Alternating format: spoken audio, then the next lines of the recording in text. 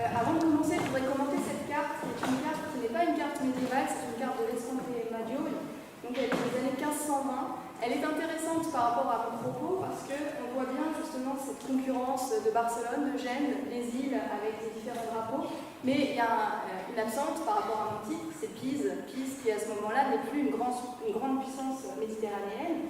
Et dans ma communication, je vais revenir à un temps où Pise domine la Méditerranée occidentale, et ça semble important dans l'histoire des traditions mémorielles corses rapportées par Giovanni Della Grossa.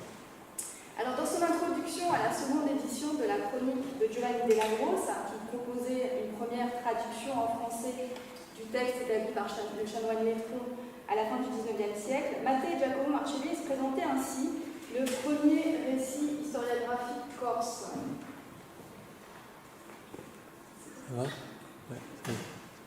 Texte de dimension épique, relatant les hauts faits d'armes et les événements mythiques ou historiques censés être advenus en Corse depuis la haute antiquité jusqu'au dernier quart du XVe siècle, la chronica est aussi plus que tout autre la pittoresque représentation de la société romane et d'une culture populaire fondée sur la pratique de la langue vernaculaire, la vitalité du folklore et de ses légendes, une antique sagesse populaire formulée en exemplats et en proverbes.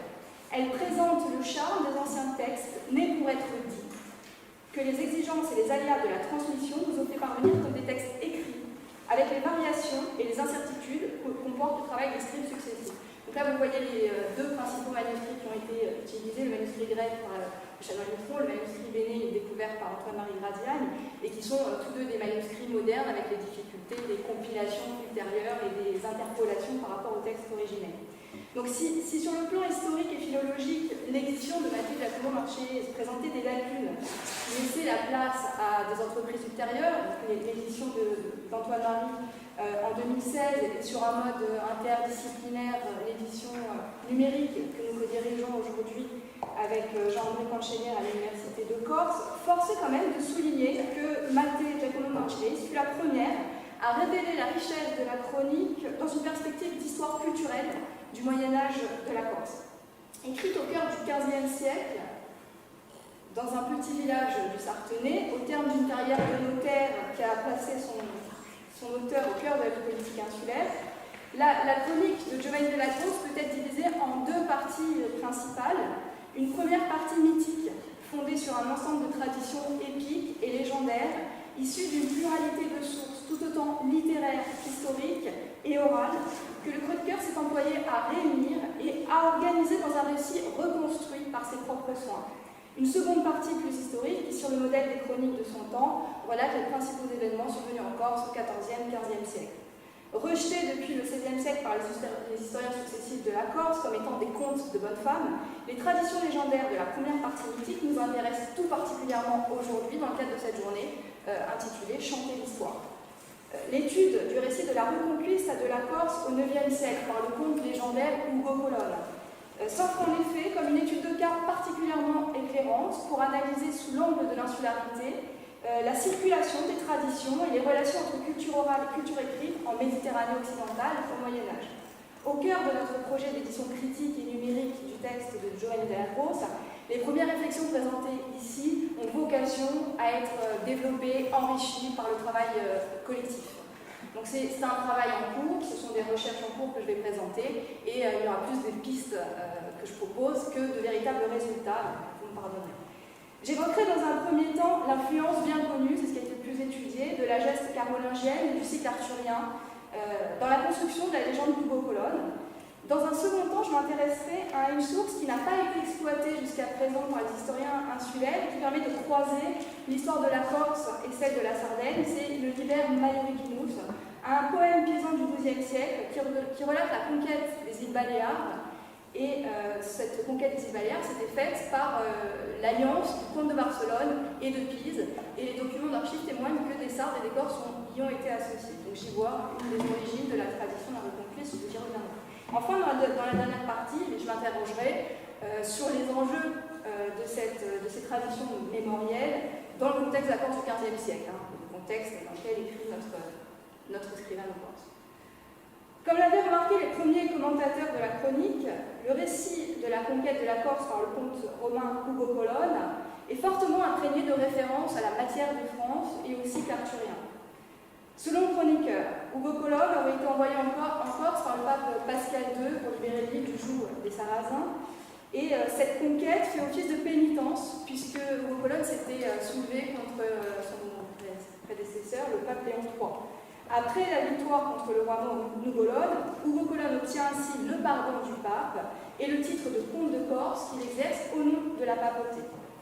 Il réorganise alors l'église de Corse en fondant les évêchés de Mariana, d'Aléria, de Negles, de Sagone et d'Ajaccio et installe sa cour au Podio de Venaco, qui devient ainsi, donc c'est dans la région du Corté, la capitale de l'île. Vous avez ici une photo de ce qui est attribué par la tradition au palais d'Ugo Colonne, le palazzo d'Ugo Colonne. Alors ce qui est intéressant, c'est qu'on peut penser, alors il y a deux façons de voir les choses, soit cette tradition orale et la réappropriation populaire de la chronique à un moment où elle se diffuse dans la société à partir du XVIe siècle, soit il y avait véritablement des éléments de tradition orale qui ont été repris par De Lagos qui les retranscrit. Il se trouve qu'il existe quand même un document du XIVe siècle qui est un faux sur d'autres aspects, mais qui est réellement du XIVe siècle et qui montre que ce toponyme Palazzo était déjà associé à ce lieu à cette époque. Donc on voit bien que Giovanni de Lagos s'inscrit dans quelque chose qui lui préexiste. À côté de ce palazzo, on a un bâtiment plus significatif pour ceux qui ne connaissent pas, l'église de San Giovanni de Venaco, qui aurait été également fondée par Ugo Colonne. C'est donc d'abord le contexte du IXe siècle qui évoque l'histoire carolingienne. L'empereur Charlemagne est d'ailleurs expressément nommé lorsqu'intervient dans l'île le personnage de Ganelon de Mayence. Ce dernier, après avoir été banni par l'empereur, débarque sur la côte orientale et conquiert la région de Coasine, depuis laquelle il participe à l'offensive d'Ugo Colonne contre les musulmans. Le récit de Joël de Lagos témoigne qu'il connaît l'histoire de la trahison de Ganelon à Roncevaux, mais il précise qu'en Corse, on n'avait rien à lui reprocher. Toutefois, cette réputation de traître justifie sans doute la circonspection avec laquelle il est accueilli par Ugo Colonne, alors qu'il vient pourtant le soutenir dans l'île. Outre Ganelon, le personnage d'Orlandine, le neveu du comte Ugo, a souvent été identifié comme un élément emprunté à la chanson de Roland. Inscrit dans la geste carolingienne, le récit de Giovanni de Lagos rattache également le personnage d'Ugo Colonne à l'Empire byzantin, comme l'a récemment souligné Lucie Arribi dans sa thèse. Giovanni de Lagos évoque en effet un songe qu'aurait fait le comte Ugo Colonne à la veille d'une bataille importante, durant laquelle l'empereur Constantin lui annonce sa victoire future contre les Lombres. Donc Matteo Giacomo Marcellese avait vu dans cette apparition impériale une reprise de la tradition carolingienne faisant de Charlemagne un descendant direct de Constantin.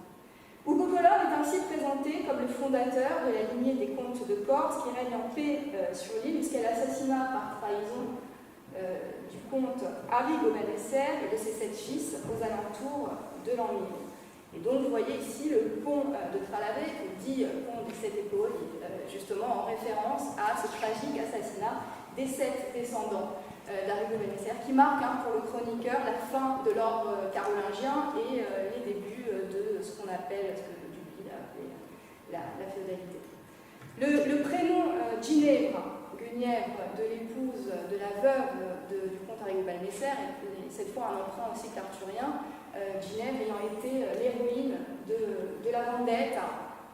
C'est elle qui organise la poursuite des Tralaventaci, les traîtres qui ont assassiné son époux.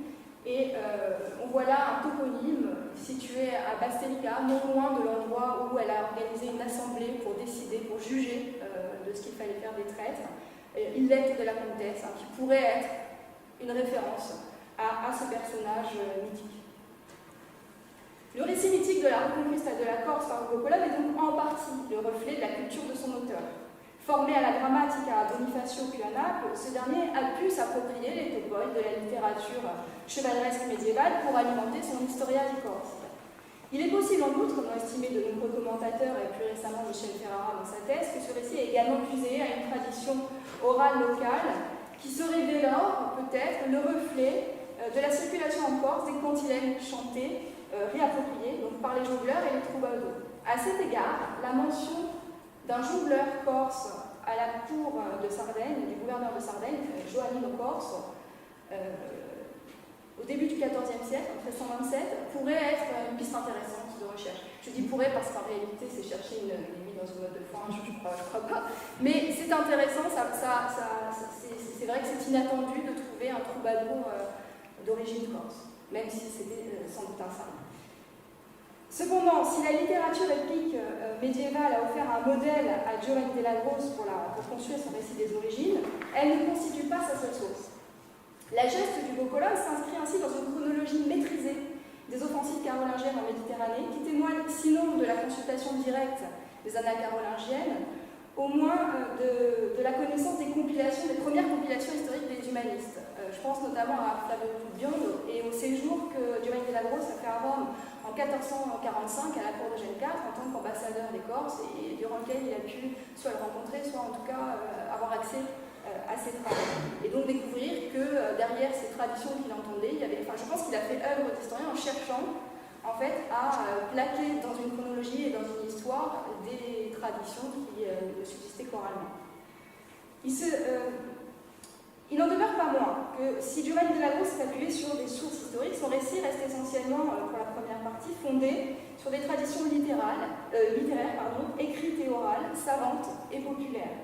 Il se distingue ainsi de Pietro Cirneo, qui, en homme de la première Renaissance, délaisse la culture médiévale au profit d'une culture historique plus humaniste. Mais, en revanche, il est tout à fait du Moyen-Âge. La mémoire des événements joue donc un rôle crucial dans la chronique de Giovanni della Grosse, et le récit d'un reconquiste évoque également un autre événement fondateur dans l'histoire de la Méditerranée occidentale, c'est la victoire de Pise et de Gênes contre l'émir Mujahid de Dénia en 1015. Alors, on doit à Antoine-Marie Grazial d'avoir identifié dans son édition de 2016 une digression dans le récit de la reconquiste carolingienne de la Corse, relative à la Sardaigne voisine, qui évoque l'offensive pisano-génoise de 2015 contre Mujahid de Dénia. Je vais rappeler brièvement cette offensive. Dans le contexte de l'éclatement du califat de Cordoue au début du XIe siècle, l'émir de Dénia a entrepris donc la conquête des Baléares, puis celle de la Sardaigne, afin de constituer une nouvelle thalassocratie en Méditerranée occidentale. Il s'inscrivait en fait dans l'héritage des Amériques. Et cet épisode correspond à la reprise de la piraterie musulmane sur les côtes italiennes, puisque Mujahid s'était constitué une petite colonie à Lugni, à la frontière entre la Ligurie orientale et la Toscane, et donc gênait directement les intérêts commerciaux de Pise et de Gênes, qui décident de s'unir contre lui pour conquérir la Sardaigne. C'est le début de l'implantation pisano-génoise en Sardaigne et probablement en Corse. Alors écoutons ce que nous dit Giovanni della Grosse. Quand la flotte des Maures eut quitté les plages de Rome, le pape Grégoire demanda aux galères de Pise et de Gênes de se rendre aussitôt à Rome. Elles suivirent ensuite la flotte des Maures jusqu'en Sardaigne, les galères pisanes étant au nombre de 12, celles de Gênes de 4. Mais elles ne rejoignirent jamais la flotte ennemie des Sarrasins. Les capitaines des galères jugèrent bon d'en profiter pour attaquer à l'improviste les présides et les cités principales qui étaient aux mains des Maures en Sardaigne. Ceux-ci, confiant dans leur grande flotte et dans la prospérité et la puissance qui était celle des Sarrasins alors, étaient persuadés que jamais les chrétiens n'oseraient les attaquer. L'armée chrétienne décida pourtant d'attaquer Cagliari et s'empara du château et du bourg. Ensuite de quoi elle se rendit à Alghero et s'en empara, ainsi que d'autres lieux maritimes. Ce fut là l'origine de la conquête de la Sardaigne, et en peu de temps, l'île fut divisée en 4 parties. 3 revenant aux Pisans et une aux Génois, et on les appelait les 4 judicats. Là, ils divergent un peu des traditions des chroniques pisanes, puisque en réalité, pour les Pisans, les Génois ont pris le butin et les Pisans se sont installés en Sardaigne. Ce qui justifie qu'ensuite les Pisans aient une suprématie à leur vue sur les Génois en Sardaigne.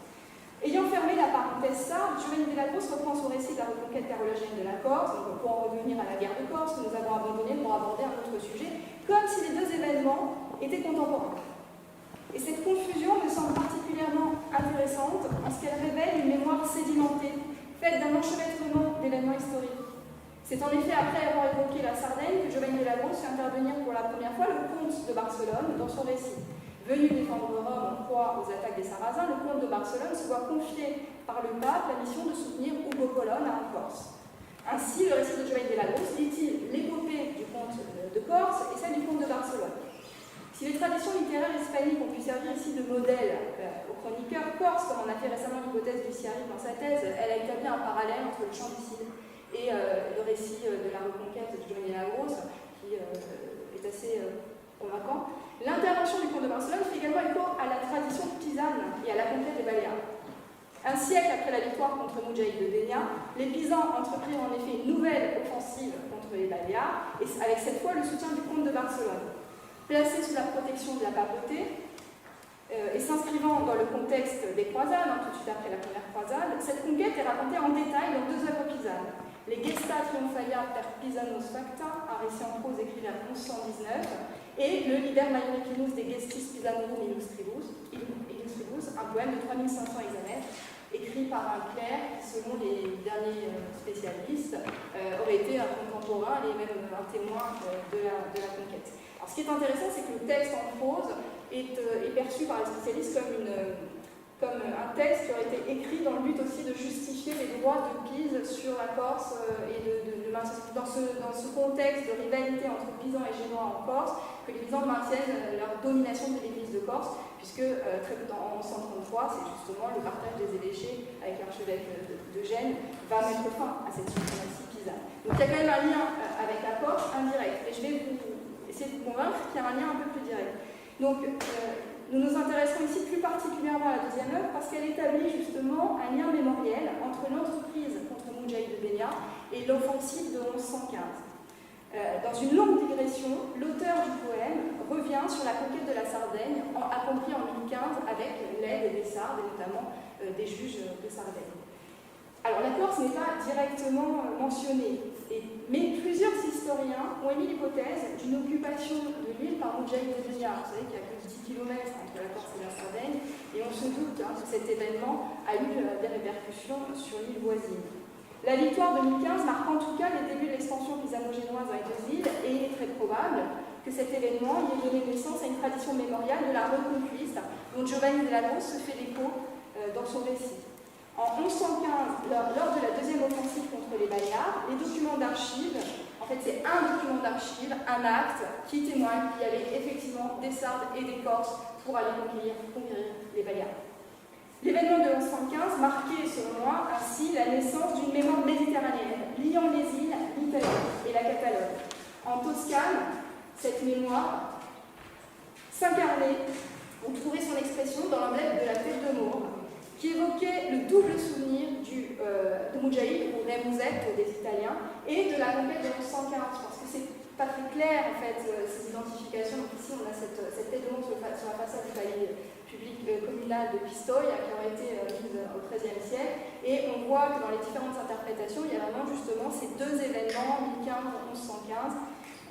En tout cas, donc, cette tête de Maure avait un sens dans ces traditions pisanes qui renvoient directement à ces événements des Baléares.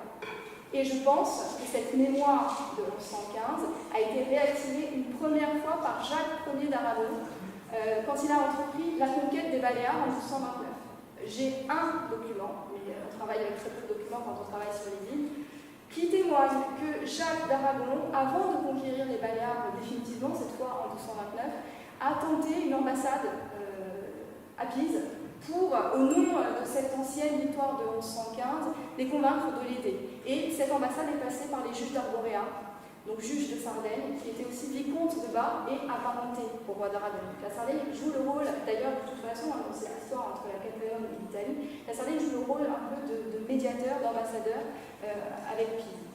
Et donc, pour moi, c'est le signe que cette, ici les fraises qui représentent la conquête des Baléares, que cette mémoire est réactivée à ce moment-là. Et ce qui fait que quand Jacques d'Aragon décide d'utiliser le sceau des 4 Maures comme emblème du royaume de Sardaigne et de Corse, juste après la conquête de la Sardaigne, je pense que c'est aussi une évocation de cette tradition. Alors, l'historien aragonais Geronimo Zurita a expliqué l'origine de ce sceau des 4 Maures. Il dit que c'est une référence à la bataille d'Alcoraz, donc une bataille célèbre de la reconquiste hispanique du XIe siècle. Donc, bien sûr que l'origine ne vient pas du royaume de Sardaigne et de Corse, mais le choix d'un emblème, c'est aussi le choix d'une réception. On choisit quelque chose qui va pouvoir trouver l'adhésion, en fait, de ceux qu'on vient de conquérir. Et je pense que le succès, en fait, de cette tête de mort en Corse et en Sardaigne, c'est parce que cet emblème rencontrait justement des traditions locales dont Giovanni Della Grosse est le témoin pour la Corse, parce qu'il n'y a pas d'équivalent pour la Sardaigne, mais qui renvoyait justement à cet imaginaire de la Reconquista sans cesse remobilisé à des fins politiques. Donc plusieurs strates historiques et plusieurs traditions mémorielles s'imbriquent ainsi dans le récit de Giovanni Della Grosse dans la Reconquista de la Corse. Cependant, et ça sera le de la dernière partie, le chroniqueur ne s'est pas contenté de transcrire les différentes traditions, il les a réorganisées afin de construire un discours qui est tout autant historique que politique. Et se pose dès lors la question des enjeux de la reconstruction de ces traditions épiques au XVe siècle. Un premier constat s'impose à la lecture de Giovanni Della Grosse, l'absence totale de Pise et de Gênes dans la lutte contre les Mauves, alors même que l'action de ces deux puissances maritimes, comme je l'ai dit tout à l'heure, est évoquée pour la Sardaigne. Donc il s'agit, cette absence, il s'agit très probablement d'un oubli volontaire du scribano corse. Je m'explique, on a, grâce à sa chronique, des éléments biographiques, autobiographiques sur Giovanni Della Grosse. On sait qu'il a connu plusieurs périodes d'exil hors de Corse. Il est allé à Naples pour ses études, à la cour d'Oristano en Sardaigne lors d'un exil, à Gênes et à Rome. Ces séjours prolongés lui ont permis de parfaire sa culture historique et son goût pour les livreries antiques qu'il évoque au fil de son récit suggère à la fois une recherche documentaire, c'est-à-dire une recherche d'archives, et la consultation d'ouvrages historiques. On peut imaginer qu'à chaque fois qu'il s'est déplacé, c'est d'ailleurs un peu l'hypothèse qu'a fait Michel Ferrand-Montathèse, il a cherché à trouver des informations. Donc il est inimaginable qu'il n'ait pas connu les chroniques, les annales de Gênes, qui fondent, si vous voulez, l'identité génoise sur les premières victoires contre les musulmans, et notamment sur la reconquête de la Méditerranée. Et qu'il n'ait pas consulté les chroniques pisanes. D'ailleurs, il y a d'autres passages dans son récit qui montrent qu'il a été influencé par les chroniques pisanes. Le choix de placer l'intégralité de son récit de la reconquête de la Corse au temps carolingien, donc d'abandonner cette histoire 2015 et de Mudjahid de Dénia, me semble riche de sens. Ce choix semble avoir reposé sur plusieurs éléments.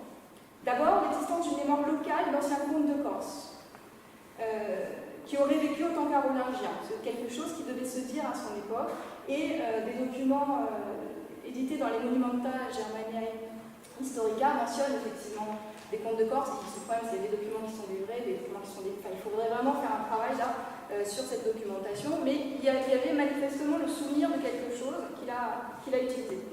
L'existence de sources attestant de plusieurs offensives carolingiennes en Corse. Donc la découverte en fait de ces annales carolingiennes, en tout cas de leur décompilation humaniste qui les utilisait. Et puis, troisième point important, pourquoi avoir décalé? Il y a un intérêt politique, c'était la volonté d'inscrire les seigneurs corses dans un temps long et les doter d'une légitimité historique face aux Génois, puisqu'on efface du coup l'influence de Pise et de Gênes et on en fait finalement des contes naturels et antérieurs. La confrontation du texte de Giovanni Della Grosse aux annales aragonaises de Geronimo Zurita et aux annales génoises d'Agostino Giustiniani suggère que la reconquête carolingienne des îles ait pu être l'objet d'une querelle historiographique au XVIe siècle. Donc, Geronimo Zurita évoque bien au IXe siècle l'action des Sardes contre les musulmans. Il dit qu'ils se sont libérés seuls à ce moment-là. Alors quand il parle des Sardes, on peut penser que ça pourrait concerner aussi les Corses, puisque du côté aragonais, on a tendance à voir Sardes et Corses dans la même entité. En tout cas, cette tradition elle semble avoir existé pour la Sardaigne. Alors que lui, Giustiniani, de son côté, il souligne, il est allé chercher un autre personnage des annales carolingiennes, c'est le comte Adhémar de Gênes, et qui avait mené une offensive pour libérer les îles, mais qui a été un échec. Sa flotte a été prise, il a été tué. Alors il en fait un succès, et depuis le comte Adhémar de Gênes, la Corse est génoise. Alors on sait que Justinian ne pouvait pas faire d'erreur là-dessus. Donc c'est forcément idéologique, et s'il répond, c'est que peut-être, voilà, c'est peut-être une réponse aussi à ces revendications carolingiennes. Un autre point, et j'ai bientôt fini, ne vous inquiétez pas, doit être souligné dans le récit de Giovanni Della Grosse, c'est l'absence et l'inefficacité des empereurs carolingiens dans la lutte contre les Mauves. Alors c'est paradoxal parce qu'il replace la reconquista de l'île au moment des offensives carolingiennes, pilotées donc par les empereurs, mais la figure impériale est effacée au profit de la figure pontificale. C'est le pape qui organise l'expédition et qui récompense Hugo Colonne en lui un fil dans la Corse. Donc là, évidemment, on retrouve les préoccupations contemporaines de Giovanni Della Rose, dont il faut rappeler que c'était le défenseur des droits pontificaux sur l'île, qu'il a voulu mettre en œuvre un gouvernement pontifical en Corse. Et puis à l'arrière-plan, cette histoire de la Reconquiste, c'est aussi le contexte de l'affirmation de l'Empire turc en Méditerranée, de la chute de Constantinople et des préoccupations qu'il avait face à ça. Donc la figure du comte... alors il y a une autre piste qu'il faudra peut-être creuser, c'est cette figure du comte roi Hugo Colonne qui est fait par le pape et qui, moi, m'évoque les comtes rois normands, en fait. Et comme on sait qu'il a fait ses études à Naples, je me demande s'il n'a pas été là, lui poursuivre pour inspiration, les chroniques siciliennes et l'histoire de la Sicile, puisque je crois qu'il y a un parallèle à faire. Au final, le récit de Giovanni Della Rose fait intervenir trois acteurs principaux. Le pape, le comte Romain de Colonne et le comte de Barcelone. Comment ne pas y voir la trace de l'alliance entre Vincente d'Istria et Alphonse V d'Aragon au XVe siècle. Alors, rappelons que Vincente d'Istria avait été nommé vice-roi de Corse par Alphonse V en février 1418. Alors, ce titre marquait une rupture par rapport à la tradition du Regnum Sardiniae et Corsicae, puisque ça créait en fait un royaume de Corse indépendant, autonome du royaume de Sardaigne. En 1420, l'offensive d'Alphonse V en Corse avait suscité l'adhésion de l'ensemble de la noblesse insulaire, et même Giovanni Della Rose, qui pourtant était très proche des Campo Fregoso, avait rejoint alors le camp aragonais. Donc ce miracle d'un royaume corse intégré aux États de la couronne d'Aragon, mais gouverné localement par le comte de Corse, Vincente, devenu vice-roi, avait donc suscité un temps l'espoir du scrivano corse en quête désespérée d'un bon gouvernement pour son île. Le récit de Giovanni Della Rose porte ainsi également la trace d'un discours politique local visant à légitimer l'action des seigneurs Marquese en mobilisant une mémoire mythique dont la fonction était d'unir les Corses dans ce qui me semble être une esquisse de construction nationale, au même titre que les historiens de son époque du XVe siècle. Alors je vais conclure. Chanter l'histoire dans la Corse médiévale évoque un enchevêtrement de traditions mémorielles qui replace l'île au cœur de la Méditerranée occidentale, et c'est ce qui me semble le plus intéressant.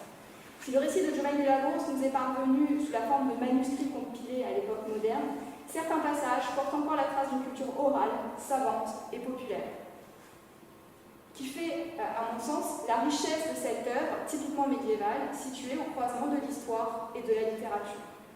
Reconstituer les différentes sources de Giovanni Della Rose pour établir une nouvelle édition critique du texte doit donc se faire sur la base d'un travail collectif et interdisciplinaire. Il faut confronter les disciplines, la littérature, la philologie, l'histoire, l'archéologie, croiser les archives génoises, aragonaises, vaticanes, consulter les différentes chroniques et confronter les points de vue, puisque je pense qu'on ne se mettra jamais tous d'accord sur les interprétations. Mais c'est ça qui est intéressant à mon sens. Je ne crois pas qu'il faille lisser les choses, au contraire, il faut faire émerger les points de vue. Et c'est en ce sens que nous avons conçu la plateforme, ce projet d'édition numérique de la chronique de Giovanni Della Rose, qui est en fait un projet de recherche interdisciplinaire et collectif, mais plutôt une plateforme de collaboration. C'est-à-dire que n'importe quel spécialiste pourra, il y a dans ce projet une plateforme collaborative qui permettra à tout un chacun, en fonction de sa spécialité, d'annoter le texte en signant de son nom, son apport, et d'apporter en fait ce qui ouvrira peut-être même à des spécialistes extérieurs à la Corse qui pourraient, au cours de leur recherche, par hasard, trouver un document qui, pour nous, serait un trésor pour nos recherches. Je vous remercie de votre attention.